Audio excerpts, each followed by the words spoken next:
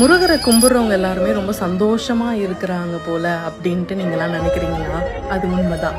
ஏன்னு நான் சொல்கிறேன். நம்ம வீடியோஸில் பார்க்கும்போதும் சரி, எல்லாரும் சொல்லும் போதும் சரி, அவரை கும்பிட ஆரம்பித்தப்பா என் வாழ்க்கையே மாறிடுச்சு அப்படின்ற வார்த்தையே கேட்டிருப்பீங்க.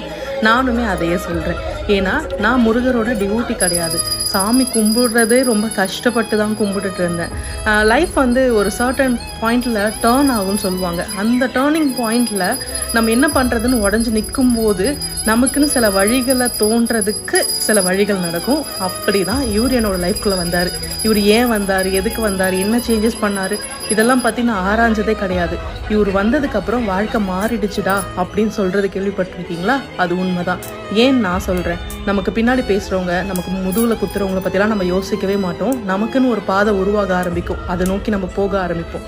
லைஃப்பில் நெக்ஸ்ட் ஸ்டெப் என்னன்றதை யோசிக்கிறதுக்கு இவரு நமக்கு ஒரு வழி சொல்வார். அதுதான் நடக்கும்.